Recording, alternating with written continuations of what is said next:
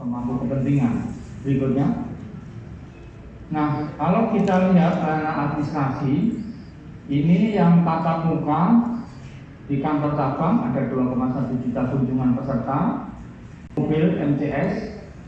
Jadi kegiatan MCS ini adalah administrasi kepesertaan, baik pendaftaran, ubah data, dan lain-lain, pemberian informasi dan penanggalan sebuah lembaga yang mengurusi sampai ratusan juta.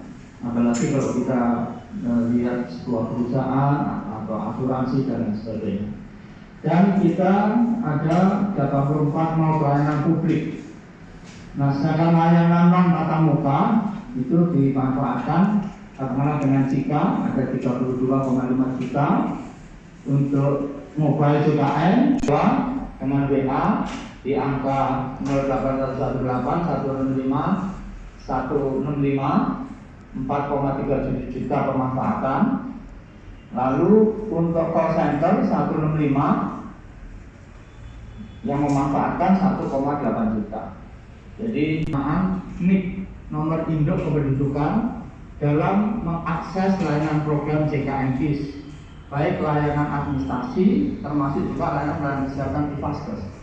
Ini satu lompatan sebetulnya karena NIK nomor induk banyak cita-cita, gimana kalau pakai kartu penduduk saja? Ini sudah bisa sekarang, karena sudah terintegrasi. Nah, kalau kita lihat pengelolaan iuran, pendapatan iuran di tahun 2020 itu 139,85 triliun, tahun 32 triliun. Ini tentu merupakan penduduk yang didaftarkan oleh Pemda. Nah, rincian pendapatan untuk masing-masing kelompok ini umpamanya PBI ya, pengelolaan iuran tahun 2020 48,62, tahun 2021 47,15. Bergeser ke arah BPJS tentunya dengan senang hati bisa membantu untuk itu. Lalu harus ada satu komitmen ya, untuk kita bisa memelihara kesehatan diri kita sendiri dengan sistem gotong royong. Nah, rehab ini program pembayaran tunggakan iuran secara bertahap atau rehab bagi peserta dengan tunggakan iuran di atas 4 bulan.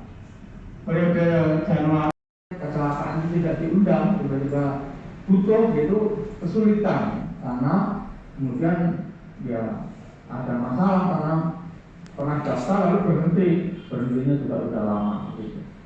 Nah, untuk pengumpulan iuran JKN itu BPJS Kesehatan juga mengembangkan kader JKN.